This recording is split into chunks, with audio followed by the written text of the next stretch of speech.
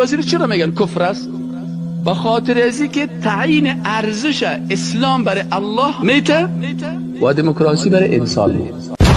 بنابر همین من برخلاف شما دموکراسی رو کفر نمیدونم. برای چی؟ برای آنکه دموکراسی دین نیست. دموکراسی در یک روشی اسلامی هم می شود. در یک مسلمان میتونه دموکرات هم باشد، میتونه دیکتاتور هم باشد. دموکراسی در مقابل دیکتاتور هست. یعنی اگر شما دموکراسی رو به معنای دین فهمیده باشید، پس حق دارید که دموکراسی رو کفر بگید.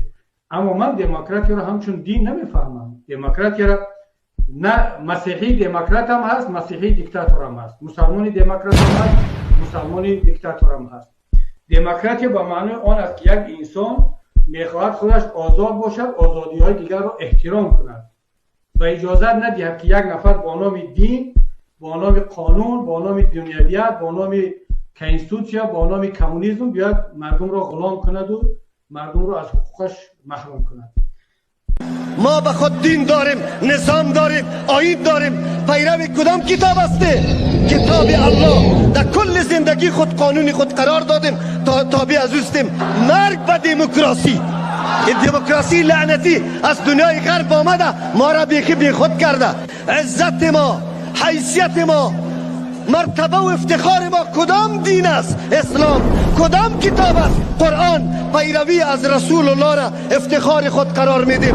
شراب خوب چیز است یا بد چیز است؟ اسلام میگه که ایره برات الله تعیین میکنه. پیغمبر هم حق نداره که ایره تغییر بده. الله گفته که انما الخمر والمیسر والانصاب والازلام رجس من عمل الشیطان. پس خمر، شراب، میسر هم قمار. ایره قرآن چی گفته که شراب و قمار چی است؟ رجس است، چتلیست، عمل شیطان است و گفته که فجتنبوه، اجتناب کنید. ایناله در دموکراسی اینمی ربوبیت خالق بر مخلوق داده میشه. دموکراسی یک عقیده هست. در دموکراسی میگه که اینمی شراب و قمار خوب است یا بد است، این ما گفته نمیتونیم. کی گفته میتونه؟ پارلمان. پس اینا پارلمان خود رب خود ساخت. از این خاطر مسلمانی که ربوبیت الله را میشناسه هیچ وقت ای گفته نمیتونه که من به دموکراسی ایمان دارم. چرا ایمان داشتن و باور داشتن به دموکراسی، باور داشتن به صفت ربوبیت خالق برای کی هست؟ برای مخلوق است. این فرمولای عقیده هست برادر. سری کسا چون درس عقیده را نخوانده میگه هم دا کوم هم دا. یک وقتی یک کسی مرا گفت در وقتی کمونستا بود، گفت کارمل یک مارکسیست بسیار خوب است و کارمل یک مسلمان بسیار خوب است. ما گفتم تو اشتباه میکنی، یا تو نمیفهمی یا مرا بازی میدی. چطور؟ من گفتم هیچ امکان نداره که انسان هم مارکسیست شود و هم مسلمان شود. چرا؟ اسلام میگه که ان الدین عند الله الاسلام. نظام و قانون و برنامه زندگی تو اسلام است. اما مارکس میگه که دین مخدر ملت هاست، دین هیروئین است، تو باید دین نداشته باشی. حالا چطور امکان داره که مثلا هم مارکسیست شوی و هم مسلمان؟ یا لودستی، نه اسلام میفهمی نه مارکسیزم. اگر نمیفهمی که تو جنجال نمیکنم، با خدازدگان ستیزه مکن که خدازدگان را خدا زده است، تو را خدا زده. یا میفهمی فریب میدی، میخوای مرا فریب بدی در حالی که از نگاه فکری و اعتقادی کسی ادوی جمع نمیشه. ایناله اگر کسی ربوبیت الله را میفهمه و اساسات دموکراسی را میفهمه که دموکراسی در اساس اندیشه و عقیده خود با اساس اندیشه و عقیده اسلامی در تکر است. اسلام میگه که این الحکم الا لله، حاکمیت مربوط الله است. الله هست بر تو ارزش ها را میده. دموکراسی میگه که اینمی ارزش ها مربوط چی میشه؟ مربوط انسان میشه. اسلام میگه که قانون آسمانی است، دموکراسی میگه قانون زمینی هست. این حالا کسی که ربوبیت الله را با اساسات اصلی دموکراسی میفهمه هیچ وقت این دوتا را جمع نمیکنه. اما کسایی که اردوی زیر نمیفهمه باز شلغه مکت شروع یک جای که نامش میمانه دموکراسی اسلامی، یعنی کافری اسلامی. میشه جمع نمیشه. ریشدار بیریش، من یک ریشدار بیریش دیدم. این چه قسم ریشدار بیریش بود که نیمش شلبت ریشش کل بود، نیمش نمیشه. ریشدار دیشکل یا ریشدار باشه یاریش کل باشه، هر دوش نمیشه. والا من یک مرد زن دیدم، زن مرد دیدم. چه قسم زن مرد دیدی؟ کدام خنثی دیده؟ این حال دموکراسی اسلامی هم یک اندیشه خنثاست، نه مرد است نه زن. فهمیدی؟ از این خاطر کسایی که میگه ما به دموکراسی اسلامی باور داریم، یه بیچاره نازی شد، نازو شد، در بدر شد. این حال اگر کسی در این نقاطی که ذکر میشه که الله رب مالک است، رب متصرف است، رب خالق است، رب تدبیر کننده است، این حال اگر یکی از این صفات برای مخلوق میده، این در صفت رب بودن خالق این شرک آورد. شرک این چی میگن؟ شرک در ربوبیت. شرک در ربوبیت چی است؟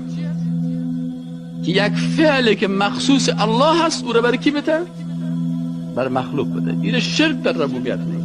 الحمدلله این مجلس بیبی، این جوانا را بیبی، ما به دنیای کفر اعلان میکنیم که دنیای کفر اگر هر قدر مصارف بکنی، محنت بکنی، زحمت بکنی، انشالله مصارفت در قطع خاک یکسان است. این جوانا اولاد وطن دین است، اولاد با غیرت است، اولاد با شهامت است. از دین خود دفاع میکنه نمیکنه؟ از فرهنگ اسلامی دفاع میکنه، از راه سنت رسول الله دفاع میکنه. چقدر آماده است برای دفاع سنت؟ ماشاءالله. ببینه دنیای کفر، ببین نعره تکبیر، نعره تکبیر، نعره تکبیر، نعره تکبیر، نعره تکبیر، نعره تکبیر، نعره تکبیر، نعره تکبیر، نعره تکبیر. مرگ به دموکراسی. دموکراسی هست. گفتیم که دموکراسی دو بخش داره. یک بخش فکریش است که اونا میگن قانون باید زمینی باشه. اگر کسی بگوید من دموکرات هستم و قانون آسمانی را قبول ندارم، کتاب آسمانی را قبول ندارم، قانون الله، شریعت الله کتاب الله هست، کسی که بگوید من را قبول ندارم، به عوض از این قانون میخوایم قانون در زمین جور شود، الله متعال این را کافر بیان کرده. و کسایی که میگه ما معیار مطلق نداریم، ما اخلاق قرآن قبول نداریم، اخلاق سنت قبول نداریم، حجاب کی کشیده، ریشه کی کشیده، نظام اسلام کی کشیده، شریعت اسلامی را کی کشیده، دولت اسلامی را کی کشیده، خلافت اسلامی را کی کشیده، اینا کسانی که ایگا پارا میزنن و رد میکنن شریعت الله را، اینا کافر میشن. این مردم ها چی میکنن؟ این دموکرات ها مثلا پرزیدنت لینکلن رئیس جمهور امریکا بوده، دموکراسی رو تعریف میکنه، میگه حکومت مردم، توسط مردم، برای مردم. نفس ما هر چی که خواست، شراب خوردن مردم قانونش توسط کی؟ توسط مردم، برای مردم. همجنسگرایی مردم توسط مردم، برای مردم. این معنیش میده، بعضی کسا نمیفهمن معنیش. متوجه هستین؟ اینی کسی که دموکراسی را به این شکلش میپذیره، الله متعال چی میگه؟ در سوره فرقان آیت 43 را بکشین. کسایی که از نفس خود قانون جور میکنن. ارأیت من اتخذ الهه هواه افانت تكون علیه وکیلا.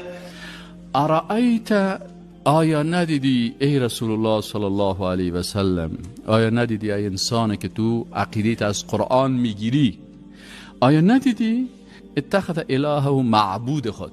معبود ما شما گفتیم که اله کی را میگن؟ که دو صفت داشته باشه، ذاتش عبادت شوه و قانونش اطاعت شوه. آیا ندیدی کسانی که معبود خود کی را گرفتن؟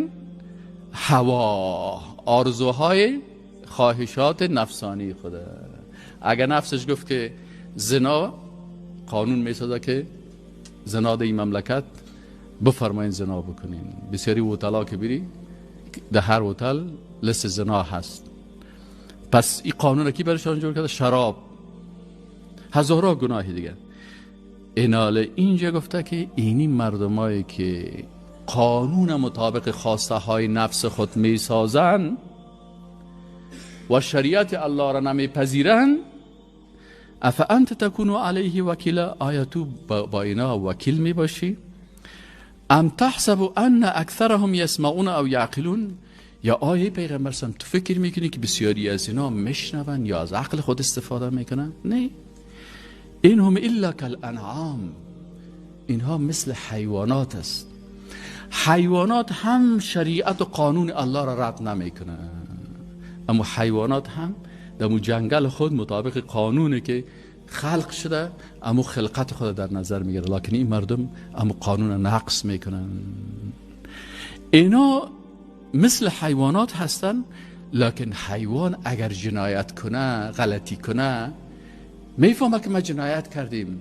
اگر یک پشک در اتاق باشه، شما بر شک تا گوش پرتین، پیشروی شیشه استا میخورن، اما کدام وقت دوزی کنه باز میگروزن، چون میفهمه جنایتکار هستن. این کسانی که حق درک نمیکنن با عقل خود، الله متعال میگه که اینا از بل هم اضل سبیلا، بلکه از حیوان که همینا گمراه تر هستن. حیوان خواهد حداقل از شعور خود استفاده میکنه، این شعور هم داره، عقل هم داره، ولی عقل نمیپذیره. پس اینا ارزششان پیش الله چی است؟ از حیوانات هم که پیش الله بی ارزش تر هستن. یعنی الله متعال جنت خو برای انسانهای مؤمن خلق کرده، نه برای حیوانات. برای حیوانات خو خلق نشده. و بازو کسی که از حیوان هم که چی باشه؟ بدتر و پستر باشه.